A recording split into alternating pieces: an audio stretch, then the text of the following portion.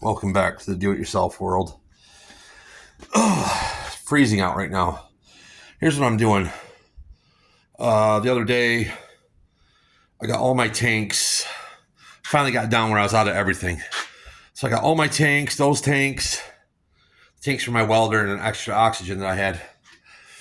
Went and paid, got them all filled up. I knew my acetylene regulator was bad. It leaked real bad. So I bought this off of eBay. I don't even know what this is.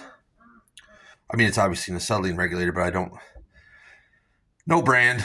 So I hooked that all up and adjusted the PSI and turned it on and everything, and seemed to work good. I had this Harris regulator on here that I'll show you.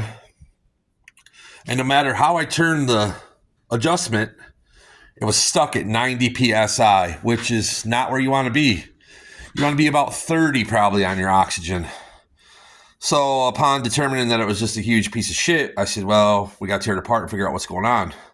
Look inside of this thing. It's like just full of dirt and debris. That should all be clean brass in there. I don't even know what it is. It's kind of like, oh shit, battery's dying, but it's kind of like mud or whatever. But this is what I had, this Harris. I don't know the part or anything on this. These are expensive. These are really nice. I've had probably 5-6 sets of these through my life, through different things I was doing. But anyways, this one's a piece of shit.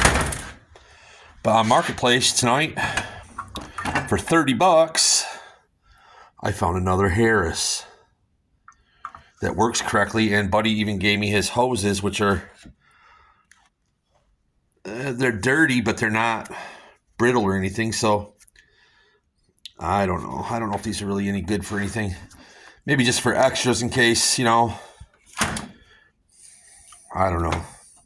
I tend to keep stuff like this around maybe even longer than I should, but you never know. If it's a Sunday and nobody's open, sometimes you need different things. But the best part is this Harris regulator. So I'm going to take this apart and put it on there, and hopefully it all works good. And we'll see. If it does work good, you'll see me doing this project for my neighbor. He's got a little utility trailer, and the coupler's chazzled, so he needs me to cut that off and weld this on for him, and which is not a big deal if your equipment works correctly. So yeah, hopefully this, fingers crossed, this is good, like Buddy says, and then maybe tomorrow we'll get onto the trailer. It's getting a little late today. Thanks for watching.